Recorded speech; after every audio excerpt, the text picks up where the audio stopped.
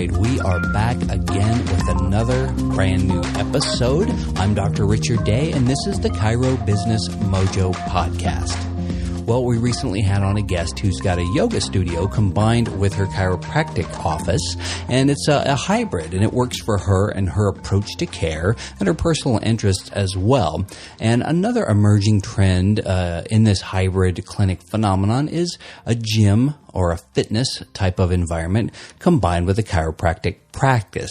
And if this is your jam, if it's what you like to do and you treat athletes, this perfectly dovetails into your clinic. It's a great way to get to know your patients and be able to follow through all the way, maybe from the care back into the gym or from the gym into your care if they want to increase their performance or get injured or something like that. So the guest today is Dr. Josh Satterlee, and Dr. Haley recently sat down with him. Now, he has got an extensive bio. I'm not going to get real deep into it, but he's more than qualified. He's ART certified. He's TPI certified, and he put together a really good model for the clinic gym hybrid, and he has a podcast, and he has other guests that are in this same space, and they get together and they talk about their success stories, the things that are working for them, and really share their knowledge in this particular space. So I'm going to get out of the way, and I'm going to sit back and enjoy this interview with the rest of you. Okay. Thank you, Dr. Satterlee, for joining us today on the Chiro Business Mojo podcast. Hey, it's my pleasure. Thanks for having me. Yeah. So can you start by telling us a little bit about how you got into chiropractic? Yeah, sure. So there's a positive part and there's a sad part. So I'll start with the positive. I grew up and my sister had started going to a chiropractor, and I went to visit her one day, and she said, "Hey, I have an appointment. You should go with me." You know, it's like I don't know how, it's kind of weird when your sister's like, "You should go to the doctor's appointment with me." But ended up meeting her chiropractor, a guy named Jim, and he was awesome. He was incredible and very nice guy and just very engaging. I noticed that everybody going in and out of his office was super happy. It was like the most positive energy of any quote unquote doctor's office I'd ever seen. I was like, wow, this is totally different, you know? It was awesome. So I was like, that kind of stuck a kernel in my mind, you know? And then I went to college, and I'd started out in college studying engineering and kind of moved away from that to athletic training. Like, I don't know, I was just attracted to kind of figuring out how the body worked and moved. Became like a strength coach for our college teams up there. I went to Montana State University in Bozeman, Montana, home of the Fighting Bobcats, of course. Let's see. So started working with those teams, and then I was traveling with the women's basketball team one time through Portland, and got paged in the airport, like, "Josh Satterlee, pick up the white courtesy phone," which is weird because you never think that you will actually get paged. Right? It's always somebody from somewhere else. And somehow, and this is the saddest part of the story, somehow my mom had tracked me down and knew I was in the Portland airport traveling with the team, because she was calling me to tell me that my dad had been diagnosed with a massive brain tumor and was going in for emergency surgery. And they're trying to get me to talk to him before he went in. So my dad went through surgery. Good news, he survived, came out okay on the other side. Had what's called a glioblastoma multiforme stage 4, which is pretty bad news. Anyway, so I decided that year. So that was in around April. I think it was April. March, because we were at the tail end of the season. Yeah, so it'd have to be tail end of March. So then I came home for spring break, spent the week with him, and decided that I would take the following year off of college and just spend it with him. So I was about 2 years into college. And so I stayed with him to take care of him. My parents were actually divorced, and my mom and he had just stayed close enough that, you know, she would support him if anything like that came up. And along that path, like, we went to hundreds of doctor's appointments, and surgeons and oncologists and, cardiologists and everything. And all those people were truly good people, and they all wanted him to do well and beat the cancer. And, but the one thing that stuck out is when it came to, like, management of pain. So when you have brain cancer, like, things start failing, right? Like, you have no innervation to major skeletal muscle. So your posture starts tanking, right? Mm-hmm. And so along the way, he's like, yeah, my back hurts, my leg hurts and all this. And so the doctors trying to help would go, well, here's, I'll write you a script for, fentanyl or oxycodone or whatever. And that they truly were trying to help. I'm not saying they were pushing drugs. They were trying to do what they had available to them to help. But an oncologist doesn't understand much about, they're like, hey, did I remove the cancer? Yes or no? Like, are we beating up that tumor? Yes or no? Like that's their success criteria, which is totally cool. And I appreciate every one of them for the job they did. But anyway, so along the way, my dad was like, yeah, my back hurts. Hey, why don't you call my friend who's a chiropractor? I'll go over there. So my dad was in like a business group with this chiropractor. I called him up. He said, bring your dad down. And the guy spent like half an hour, and it was dramatic change in the way my dad moved after that. And it would last for 3 or 4 or 5 days. I mean, like nothing lasts when you have brain cancer. Like not like you might wake up with the inability to like swallow one day. It's just a crazy journey.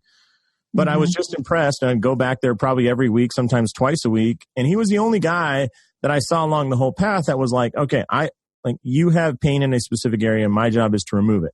Much like the oncologist was like, you have a tumor in a specific area, my job is to remove it.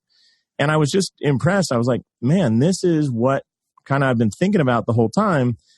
It was very interesting. And then, and just seeing that experience and seeing that how much caring that guy had and just, there's something about like, I don't know, it sounds cheesy, but laying your hands on somebody, like they write that's a big part of the Bible, right? Is Jesus laid his hands upon people, not like Jesus wrote a prescription for, this blind man to see. Like it didn't work that way.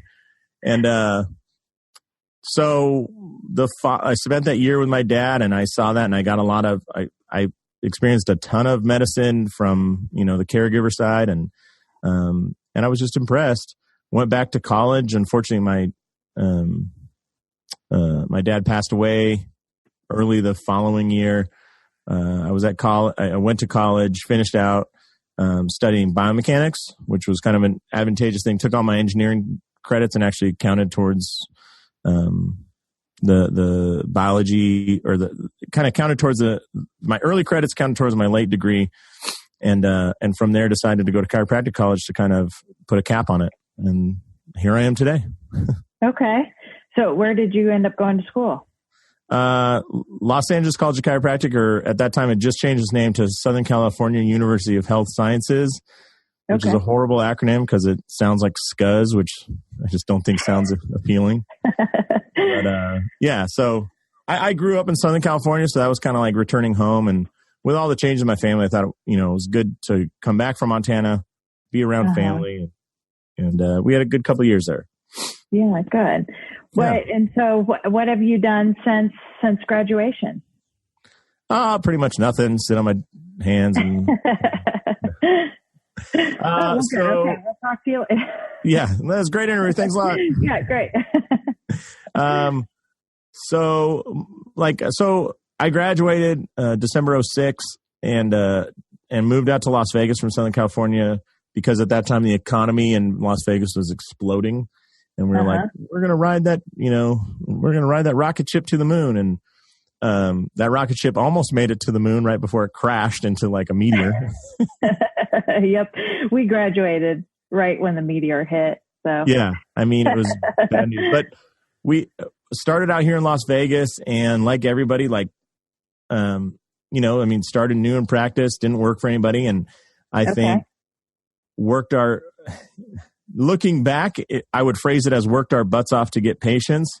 At the time, I think it felt more like was scared to death, running from one solution to the next, hoping that they would work. Meaning, I mean, my wife can recount the days I was in, called her crying because I approached 8 doctors and basically was like, yeah, there you go. Like, I was going to primary care providers to try and build relationships, and none of them seemed to, I couldn't move the needle on them, and just got crushed. Like, I've done the wrong thing. I've gone into the wrong profession. I shouldn't have opened a business, like all that fear.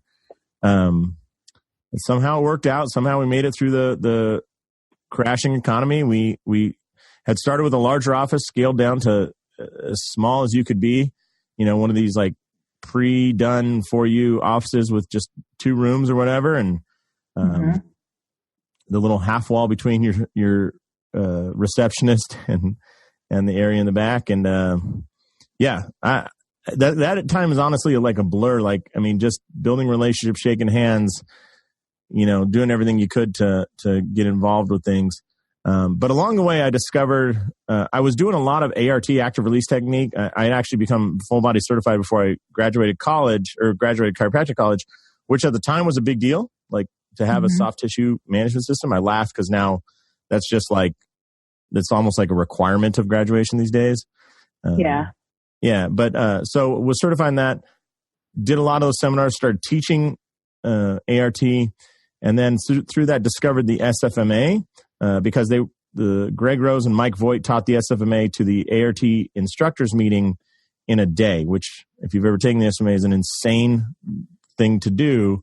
So we learned it in a day and I was like, oh my gosh, this is a huge deal. This is going to change my practice. Got involved in that. And that's really when things started kind of, turning around in the business. Like I felt like I could really make huge progress and got tons of referrals. And then, I'd always been into golf. My dad was a big golfer. My grandfather was a professional golfer. SMA is kind of tightly linked with TPI, the Titleist Performance Institute. And I started doing that, got involved in golf, and put together the best golf injury treatment facility in Las Vegas, and then ended up building a gym in conjunction with that. So we had the best. If you were a golfer in Vegas and you had an injury or wanted to train for the game, we had your solution. We were the best at it. Awesome. Yeah. So again, nothing. I haven't done anything in the last few years. Well, that's awesome. I think, really owning what you're doing is definitely the way to go. I see a lot of people, they go after one thing and then it works for a while and then it stops working. And so then they go after another thing and, they're just always kind of on a high and then a low rather than staying focused in one direction moving forward.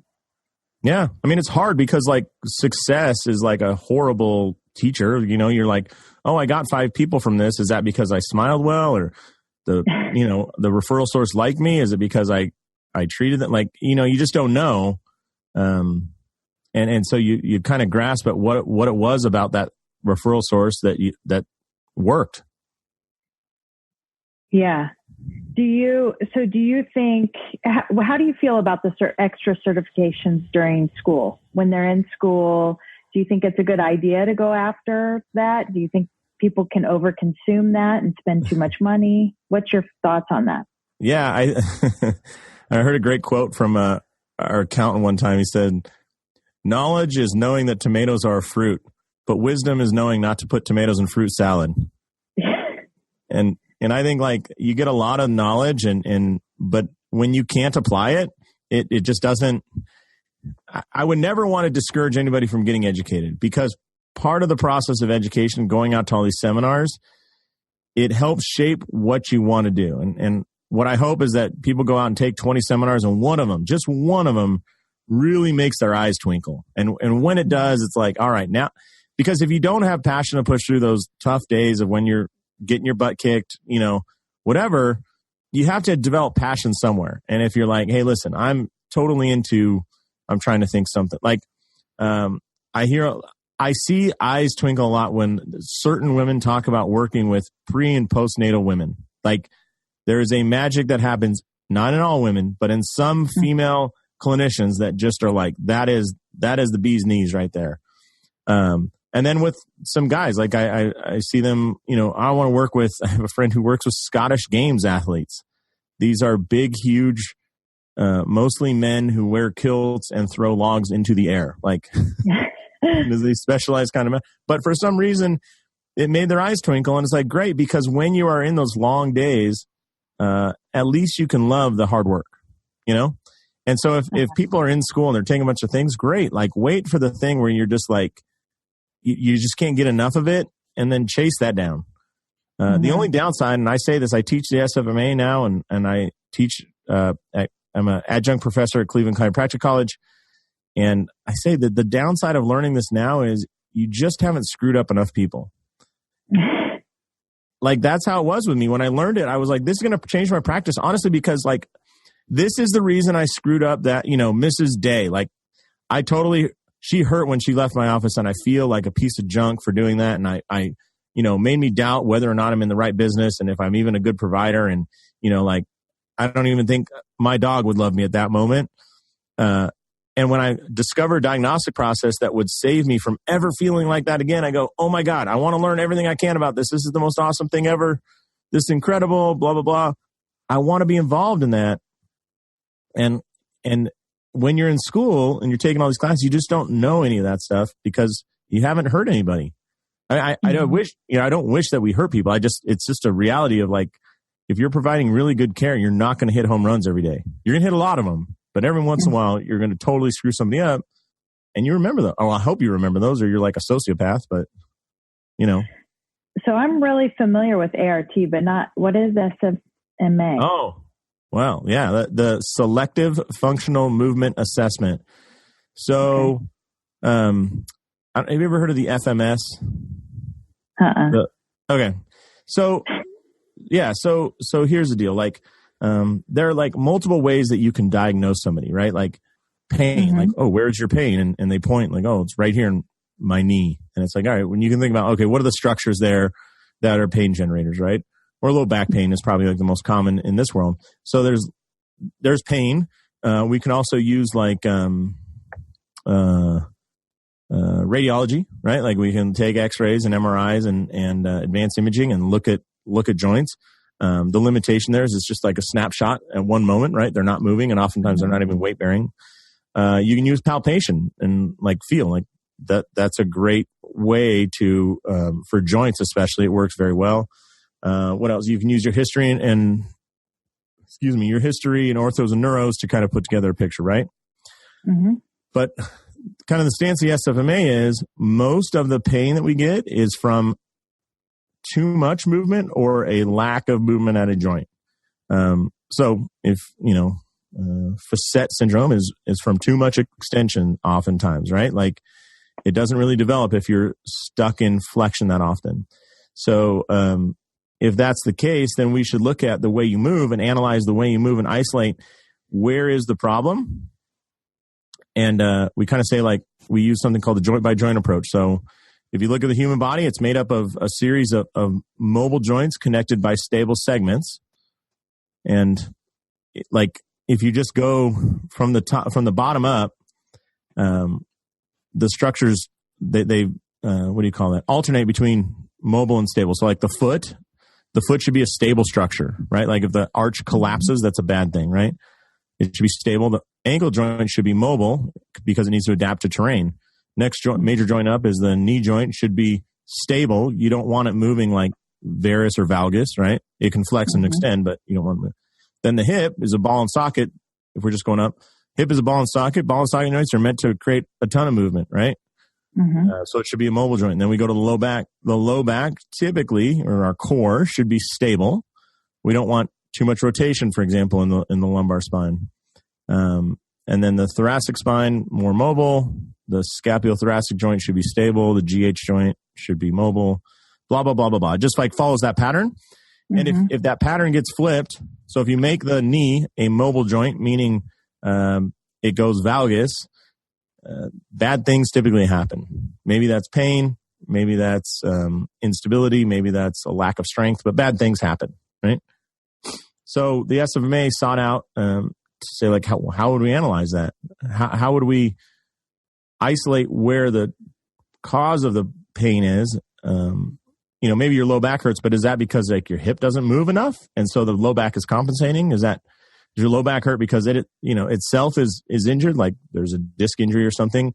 And it kind of takes all those into account, but does it in a very quick, systematic fashion. And I feel like it gets me very accurate most of the time. So it's like that Anchorman saying, 80% of the time it works every time. I feel like that's pretty much it. I mean, in some cases, like, McKinsey protocol might be better. In some cases, other diagnostic testing might be better, but it gets you pretty damn good, pretty damn fast. Okay. So you're teaching those classes? Correct. Yeah. And you're teaching ART still? No, I don't teach ART. I haven't taught ART for a few years now. It kind of, my eyes twinkled more with the SFMA, and so I chased that. Okay. And then are you teaching still for the golf? Yeah, I just taught a TPI course, and I also teach a baseball course called On Base U. That's under the umbrella of TPI, but it's focused more on baseball hitters. Hey, this is Dr. Rich, and we will return to this great interview in just a second. But first, I want to speak to the chiropractic students and those who maybe just graduated. How successful could you be if you had a resource that helped clarify your vision, helped you develop a plan, saved you money, time, and heartache, shortened your learning curve, and helped set you on a course to become profitable in your first few months after opening? Well, that information can be found in our Chiro Planner. Yes, Dr. Haley and I have written a book. It's more than just a journal. It's a guide to creating and launching your practice in 100 days. It's jam-packed with tools, tips, ideas, action steps, resources, and inspiring quotes from some of the top chiropractors and business leaders today, including some of the great guests we have had on this show. So think of it as your own personal mentor, inspiring you, answering your questions, helping you to set goals, and advising you on the many unknowns of opening a practice. Go to chiroplanner.com today to order your copy. Now back to the interview. Yeah. And are you still practicing in Nevada? I just have a list of private, a short list of private clients that I work with. I have some professional, I had some professional baseball players, but they all went back to season. I have some decent single-digit handicap golfers here in town, and then some private, I don't know what you would call them, business owners that are very dedicated to their health and I kind of take care of locally here. And then you have I saw you post recently that you are very good at using Zapier. And this is, I'm intrigued because I don't have much luck with it. So but I want to know, how have you used Zapier? Have you used that in your practice, or what other things are you using to kind of to help you with time management, keep things efficient? What do you recommend? Yeah. So, I mean, for those, who don't know, Zapier is and Haley, I didn't know this either.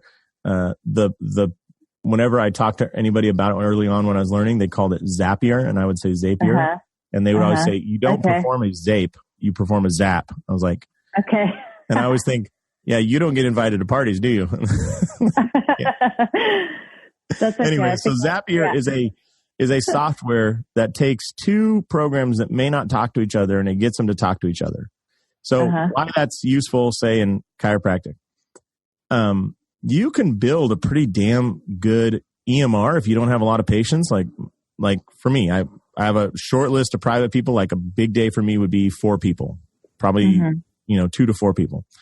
So I'm not talking about a ton of notes. Like if you have 20 people a day, I think you need a dedicated EMR. But anyways, you could build a really good one with Zapier because it'll take Google Sheets. And if you, for example, let me see if I can describe this. In Google Sheets, so it's like a spreadsheet, right? And if you set it up and you have the columns as the date of service, then the patient's name, then the, let's say VAS score, pain scale 0 to 10, and then any findings. If you just type that into that spreadsheet row, Zapier is sitting there in the background looking for a new row that has text in it in that spreadsheet. So, it will, when it sees that there's a new row, that's a trigger event. So it's like, okay, there's a new row. What do I do? Well, if you set it up, what you can have it do is make an automatic entry into your, let's say, Google Doc. So it'll take that information and then put it in a template form in your, in a Google Doc that already exists. So you can, let's say I was taking care, today is, let's say it's May 1st, just for ease. May 1st, I'm taking care of Haley Day, and her pain scale is 3 out of 10 today. And by the way, she had a positive right Kemp's test, and she also had an SLR that was positive at 30 degrees for pain in the low back, right? I put all that in a spreadsheet row, which for me would be very fast, and you can actually dictate that. What would happen is once I'm done entering that, Zapier is in the background looking, and then immediately it would create a Google Doc that says, Haley Day was treated today for 3 out of 10 pain. It would write it out in narrative form, right? But I don't have to do the narrative. I just have to put in the details, and it creates that for me. So that's just one way you can use it for like note taking. But you can also use it in other ways to do tasks. So I have a consulting company where I walk people through I really believe in the blended clinic and gym model. So I think that the gym is a great way to offer ongoing care to your patients after they're out of pain. So I do a lot of marketing for that in the consulting. So there are a lot of people on Facebook that might send me a message. Everybody that sends me a message could be added to a list to get email from me. Or I can take one of our clients is running ads on Facebook to get people in his gym. Ads on Facebook. It takes that, Zapier takes that information, puts it into a Google Sheet, and then it sends a text message to him. Hey, you got a new person on the sheet here. He does that, and that's the trigger for the office to call that person immediately. When they get a text from Zapier saying there's a new person added to the sheet, and they look at the sheet, call the number, and say, "Oh, Haley, this is so and so at community gym. We saw that you signed up on Facebook. We'd love to have you come in. When would you like to come in for an appointment?" Right? Like it, but it gets those things to talk, and it helps you take action. So it's kind of like a Swiss Army knife. I like that you're using it for notes, because I think some chiros, when they graduate, they think they need to spend $200 a month on notes, when really they could just start like that. Yeah. There's a great article out there. Like, I think it's by a guy named Aaron LeBauer, who's like a cash-based physical therapy consultant.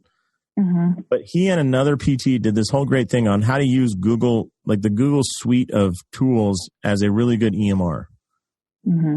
And you're right. Like if you're only seeing a few people a day, like you don't, I think everybody builds for the practice they think they're going to have when they open, and then quickly cuts back. Like Google's free. And for those of you listening, like go to Google, buy a domain for your website, and then sign up for G Suite, which is a way to do, like, instead of it being like, Dr. Joe Smith at Gmail, it'll say like Dr. Joe Smith at smithchiropractic.com. You buy the domain through Google, you can set up the email really easily, and it has amazing tools. I mean, way more than you'll need when you first start, and you can build it up to be. So we're building a fairly large company that'll have multiple doctors in it right now for a different project.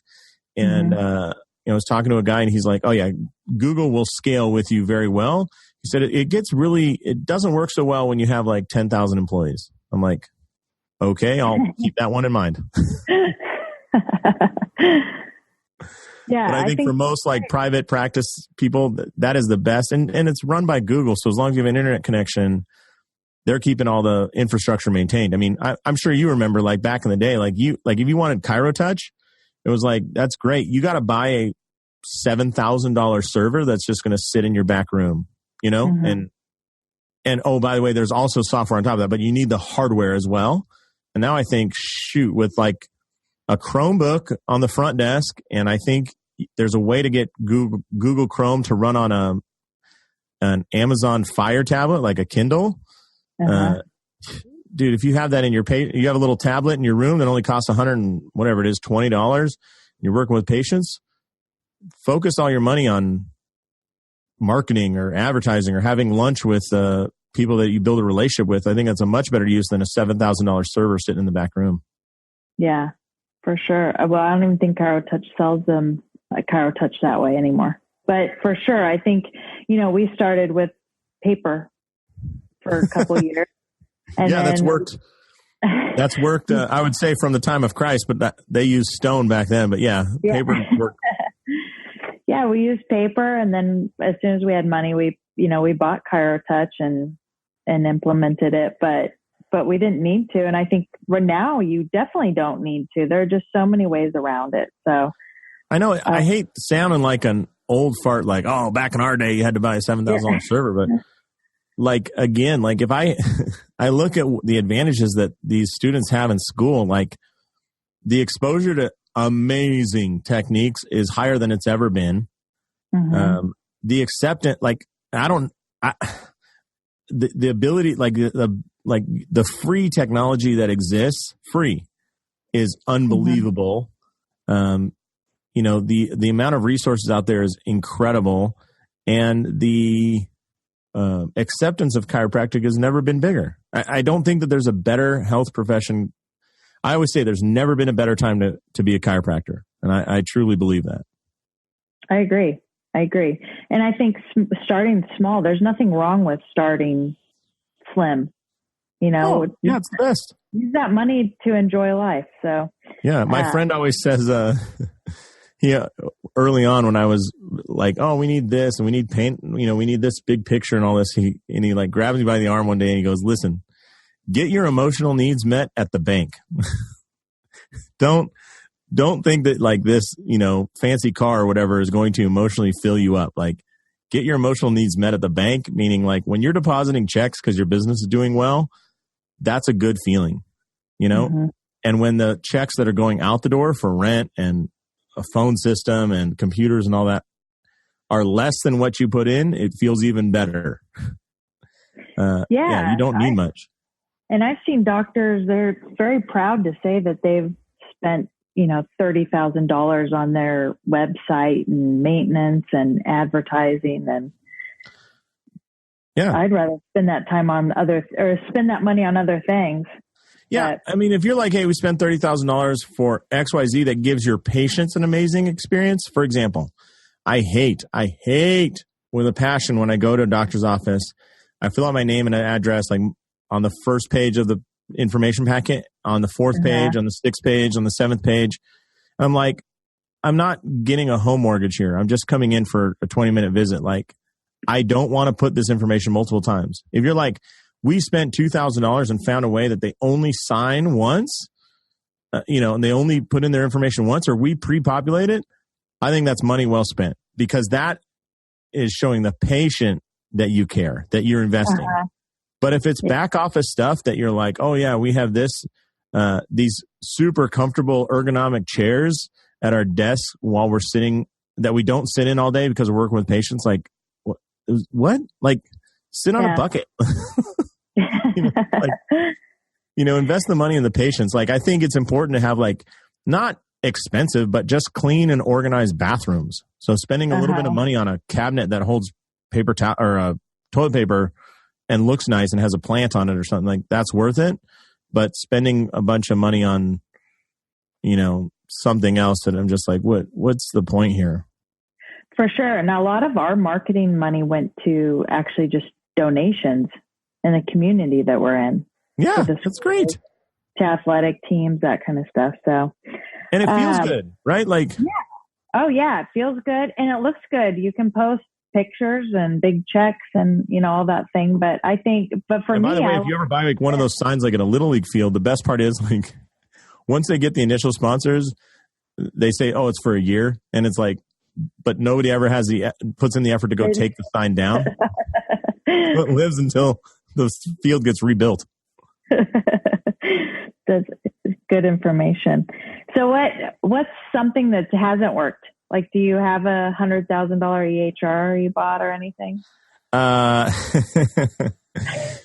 right, I'll tell you one. So like a lot of people talk about like Facebook ads and all that. So we had.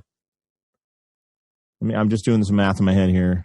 We had about $6,000 that we were going to use for marketing, and I set up some Facebook ads, and not calculating my dollars right, we spent about $12,000 out of that $6,000. And then we did not have a system to follow up when we got people who responded to the ad. Mm-hmm. And so we basically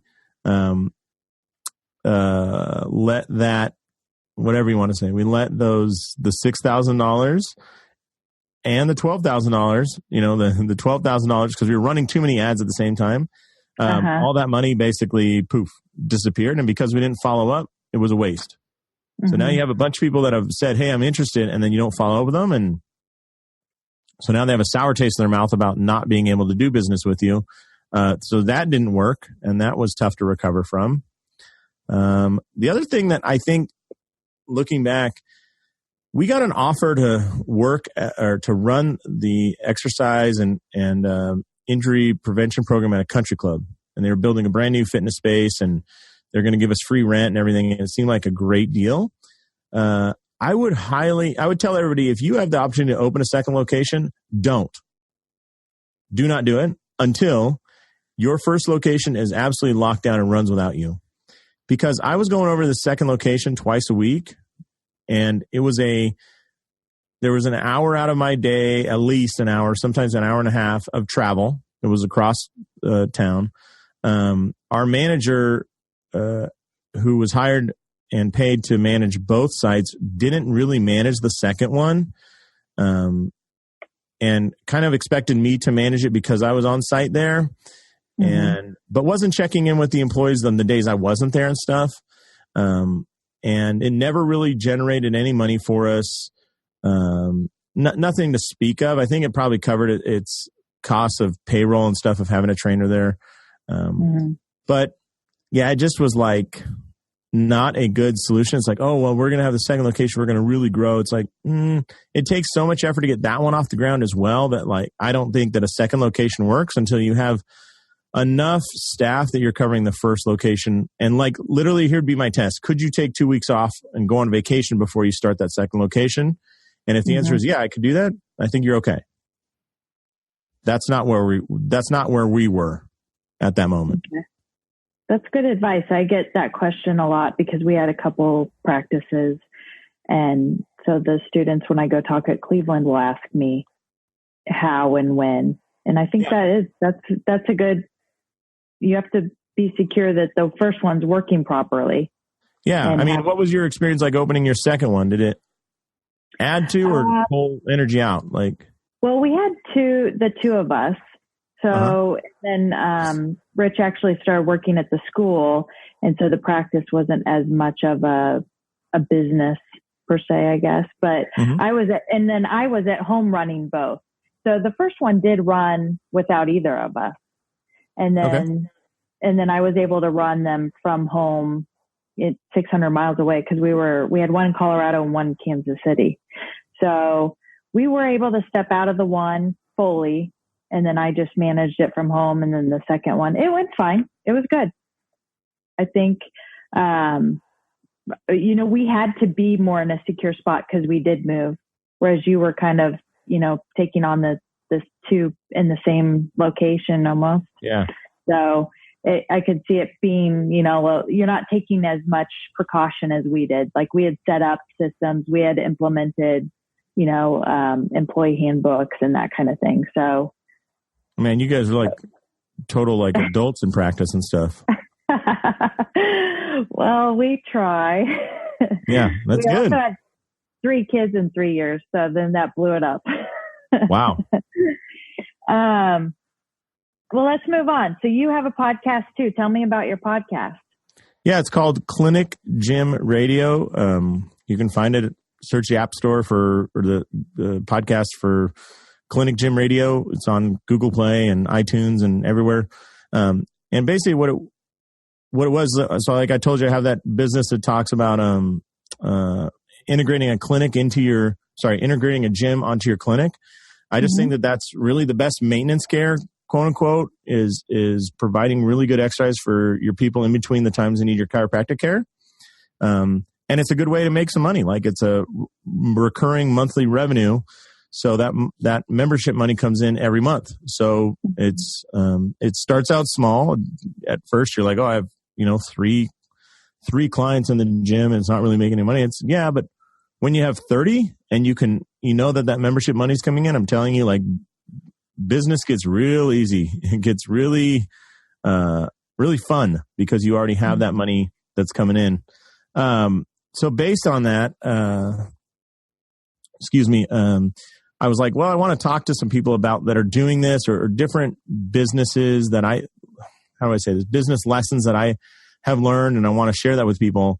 So started the podcast, and the first 10 of them, if anybody goes back and listens to the very first 10, that was basically the 10 things I think you need to have in order to start that. One of which was like, we had an account, and it sounds funny, but we had an accountant on, which I think he's the only exciting accountant to listen to that I've ever discovered. Most accountants are pretty dry, but I think the claim to fame of my podcast is even the accountant was fun to listen to. And those first 10, we have a lesson on marketing. A guy talks about the good, better, best method of marketing, like offering your patient 3 things and then letting them choose. We did the accountant. We did an attorney, I think, is on there, and a bunch of things just like how to start it. So if you're a student or you're like, I want to get going, or I'm going to, leaving an associateship and I want to do this, I think the first 10 episodes of the Clinic Gym Radio will help you do that. And then along the way, I've just talked to every interesting person I could that's running a clinic gym hybrid facility. So Greg Rose, the founder of TPI, ran one with when he was in practice with for golfers, blended model of the clinic when they were injured and the gym between injuries. Talked to people like, I don't know if you know Brett Winchester. He was pretty interesting. Trying to think of other ones. Bobby Mabey, who's involved in the Forward Thinking Chiropractic Alliance, or he's the founder of that. They're really pushing the envelope. Bill Morgan, who's over at Parker University. Who else? Recently I talked to a couple students, like when you're talking about, students and what they do. I talked to a couple students from Cleveland, actually, Nolan and Mai. I don't know if you've ever had the pleasure of meeting them, but I talked to them at the Parker seminar because I wanted to kind of capture like a snapshot of here they are. Like at that time, they were maybe 3 months from graduating. So about as much as you've learned from the didactic portion, you've integrated a little bit in clinic, but they're right at the kind of edge of the cliff of jumping into practice. And I kind of wanted to capture it. And maybe a year from now, I hope to re-interview them and see like, how are things going and what's it like compared to what you thought it was going to be like? Because as my friend told me, there is no way to teach you how to swim when we're standing next to the pool. Like, it just doesn't work. And the things that you think are going to be a big deal typically aren't. And the things that you totally didn't expect become a huge deal. So I'm hoping to capture that with them, probably whatever it is, 10 months from now. Mm-hmm. So I think I have a good kind of mix of guests and subjects, all focused around that idea of this integrated clinic and gym. Awesome. Yeah. I like that you have I want to listen to all 10, the first 10. I want to listen to all of them, but the first 10 seem like they would be very helpful. Yeah. I think we're getting up to close to 100. I think we're like 92-ish, something like that. Yeah. So there's plenty to Netflix and chill on your podcast. That's right. Yeah. If you own 2 acres of land and a very small lawnmower, you can load them up and start listening. I mow our lawn and I do listen to podcasts. That's the best. Yeah. So in terms of success in business, what do you see that separates the very successful docs from those that are struggling? I think it's the same as you see like in anything, sports, practice, weightlifting, any of those things, consistency, which self-admittedly is the absolute hardest thing for me, but consistency. When I'm consistent about putting out podcasts, for example, when I'm consistent about doing webinars, good things happen in my business. When I'm not consistent, bad things happen. And I think if I were somebody just starting up a brand new practice, I would live the most consistent, boring life I could, meaning I'd wake up every day at the same time consistently. I'd put on the same outfit. I'd have my Monday outfit, my Tuesday outfit, my Wednesday. Like that way you just don't have to worry about it. I'd go to the same coffee shop and say hi to everybody there. I'd shake hands with freaking everybody there and introduce myself. The same one every day.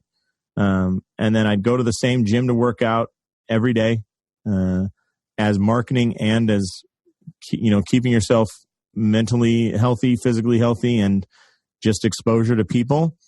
And I would, if you're somebody that sends regular emails, I would do that consistently. If you shoot YouTube videos, I would do that consistently. If you're like, I want to write a newsletter for my people, cool. I would just, whatever you do, just start it and don't ever stop it for 3 years. And then, so anything you take on when you open your practice, go, can I do this every week for the next 3 years?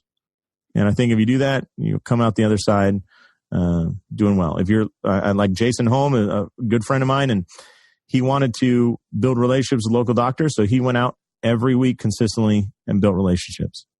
Mm-hmm. Sometimes it worked, sometimes it didn't, but he got like 50 weeks out of the year he was in an office meeting and talking, you know? And I think at 3 years, you're like, you are going to be on top. I mean, because I see this a lot with students. I work with a lot of, new grads as they're starting off. They'll call and ask questions because my husband gives them my number. And isn't that called pawning off? I think so. And I feel like they think, I've been doing this a whole month and it's just not working. Or I've been doing this a few months and it's just not working. And honestly, I love that you said 3 years, because I say at least a year and probably 2 years. And then I think definitely at 3 years, you're rolling. You're going to have an abundant practice. But yeah, but the first year is like just okay. You know what I mean? Yeah. It's not 3 times the first year. It's 3 squared or something. I don't know how to say it. Like it's like a hockey stick growth.